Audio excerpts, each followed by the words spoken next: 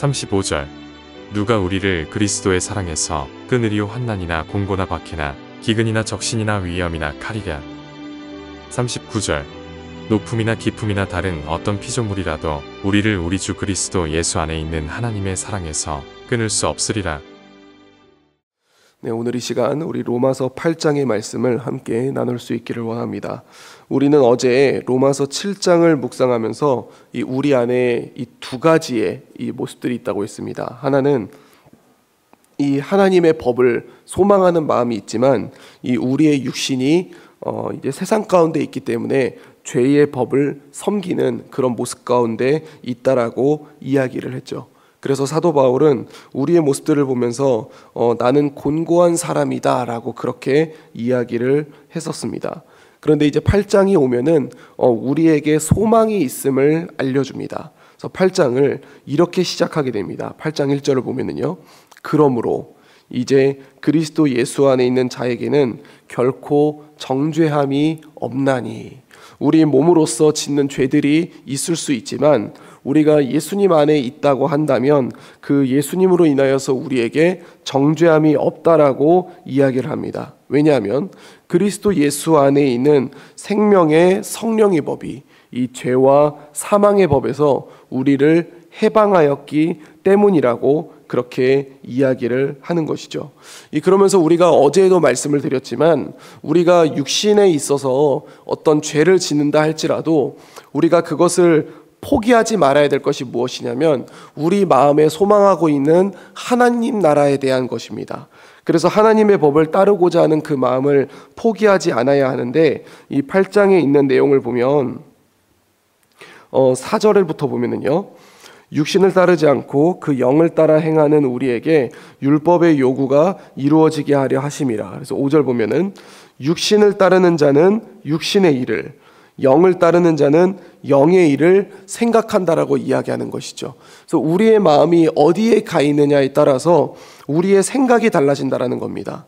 그래서 육신을 따르는 자는 육신의 일을 생각하게 되고 영을 따르는 자는 영의 일을 생각하게 되는데, 그래서 6절을 보면 육신의 생각은 사망이요 영의 생각은 생명과 평안이라고 그렇게 이야기를 하는 것이죠. 우리의 몸이 비록 이 세상에 있어서 이 육신으로서 이제 짓는 죄들이 있을 수 있겠지만 그러나 우리의 마음이 어디에 가 있는가? 우리의 마음과 우리의 생각이 이제 영의 일을 생각한다면 우리는 생명과 평안을 얻을 수 있지만 우리가 이제 계속해서 육신적으로 죄를 짓는다 그래서 나는 어쩔 수 없나 봐. 그래서 나는 이제 하나님의 마음에서 좀 떨어질 것 같아 라고 하면서 점점 떨어지게 된다면 그것은 이제 육신의 생각이거든요. 그래서 육신의 생각은 사망에 이르게 된다라고 그렇게 이야기를 합니다. 그리고 9절을 보면은 만일 너희 속에 하나님의 영이 거하시면 너희가 육신에 있지 아니하고 영에 있나니 누구든지 그리스도의 영이 없으면 그리스도의 사람이 아니라 라고 그렇게 이야기를 합니다.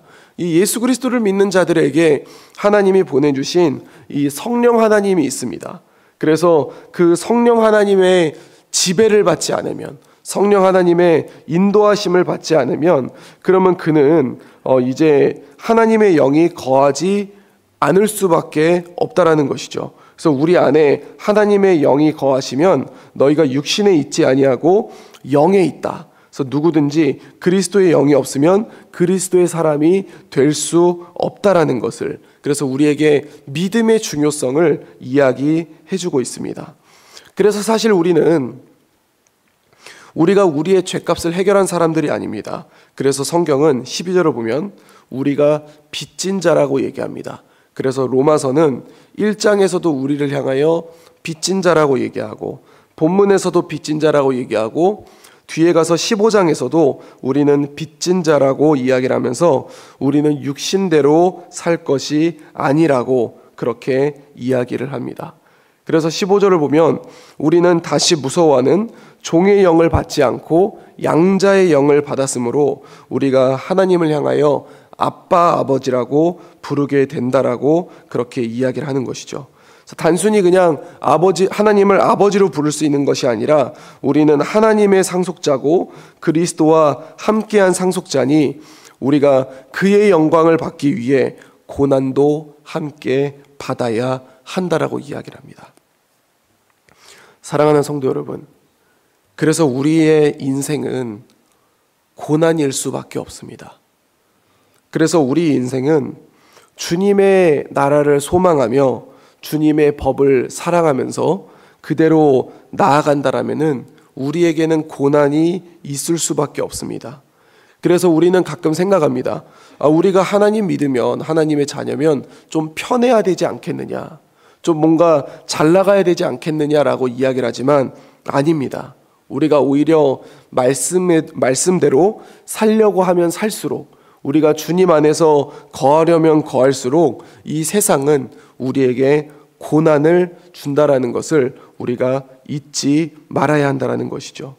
하지만 그것이 그렇게 침울하지는 않습니다. 왜냐하면 18절을 보면 생각하건대 현재의 고난은 장차 우리에게 나타날 영광과 비교할 수 없기 때문입니다.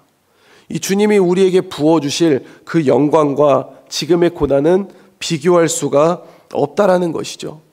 그래서 이제 피조물이 고대하는 바는 하나님의 아들들이 나타나는 것이니, 그러면서 피조물들이 고대하는 것, 그래서 주님이 부어주시는 그 구원을 우리는 고대한다라고 얘기를 합니다. 그래서 우리가 22절을 보면은 뭐라고 기록되어 있냐면 22절부터 세 번의 탄식이 나오거든요. 그래서 22절을 보면은 피조물의 탄식이 있습니다. 피조물의 탄식. 그리고 23절을 보면은 성도, 우리의 탄식이 있습니다. 우리 곧 성령의 처음 읽은 열매를 받은 우리까지도 속으로 탄식하여. 그리고 그런 우리를 바라보며 26절을 보면 성령의 탄식도 있습니다. 이와 같이 성령도 우리의 연약함을 도우시나니 우리는 마땅히 기도할 바를 알지 못하나 오직 성령이 말할 수 없는 탄식으로 우리를 위하여 친히 간구하시느니라. 즉 하나님의 피조물들은 구원을 소망하고 구원을 고대할 수밖에 없다라는 것을 이야기를 합니다. 그래서 우리가 27절을 보면은 마음을 살피시는 이가 성령의 생각을 아시나니 이는 성령이 하나님의 뜻대로 성도를 위하여 간구하심이라. 그래서 그 성령으로 인하여서 탄식을 입은 그런 우리가 어떻게 되느냐, 28절을 보면은 하나님을 사랑하는 자 곧 그의 뜻대로 부르심을 입은 자들에게는 모든 것이 합력하여 선을 이루게 된다라고 이야기하는 것이죠. 그래서 주님의 은혜를 입은 자들이 우리가 교회에 모여서 우리가 선을 이루고자 하는 것처럼 이 본문의 이야기가 그런 이야기를 말하고 있는 것입니다.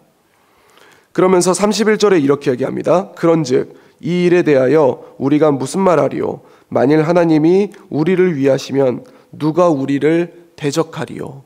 그러니까 우리가 그렇게 합력하여 선을 이루고자 함께 나아갈 때에 당연히 사탄의 방해가 있겠죠.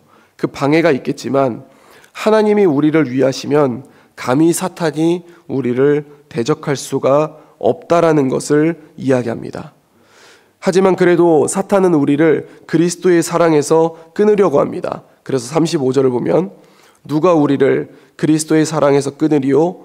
환난이나 곤고나 박해나 기근이나 적신이나 위험이나 칼이다. 그래서 이것들을 우리에게 줌으로 말미암아 우리와 그리스도의 사랑을 끊어내려고 한다는 것이죠. 그래서 구약을 인용합니다. 우리가 종일 주를 위하여 죽임을 당하게 되며 도살당할 양같이 여김을 받았다.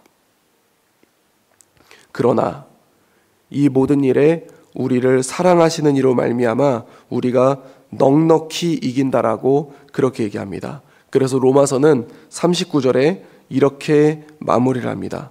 높음이나 깊음이나 다른 어떤 피조물들이라도 우리를 우리 주 예수 그리스도 안에 있는 하나님의 사랑에서 끊을 수 없으리라 라고 얘기하면서 로마서 8장을 마무리하게 됩니다. 사랑하는 성도 여러분, 이 우리가 속해져 있는 삶의 형편들이 있습니다. 우리가 주님 안에서 나아가고자 할 때 그때마다 우리에게 오는 고난과 역경들이 있습니다. 그러나 본문은 우리에게 주님의 사랑이 있고 너희가 받을 영광이 있고 그 다음에 하나님이 함께함으로 말미암아 우리가 승리할 것이니 너희는 지금 그 가는 길을 포기하지 말라라고 그렇게 이야기하고 있습니다. 우리 안에 어려움이 있으십니까? 우리 안에 고난이 있습니까? 그래서 우리는 때로는 그 고난으로 인하여서 때로는 우리 가운데 번영으로 인하여서 주님의 사랑에서 멀어지고자 하는 그런 낌새를 보일 때도 있습니다. 그럴 때마다 우리가 오늘 본문의 내용을 기억하면서 주님이 우리에게 주시는 그 사랑을 놓지 않음으로 말미암아 주님이 우리에게 주시는 넉넉한 승리를 이루시는 우리 재건부평교회 모든 성도님들이 될 수 있기를 우리 주 예수 그리스도 이름으로 간절히 축원드립니다. 기도하겠습니다. 이제 오늘 받은 말씀으로 함께 기도하겠습니다. 죄와 사망의 법에서 해방되어 주님 안에 산다는 것이 무조건적인 자유가 아니라 고난도 함께 있다는 것을 기억하게 하소서. 그 고난 뒤에 오는 영광을 소망하며 주님의 손을 놓지 않고 포기하지 않는 우리 교회가 되게 하옵소서.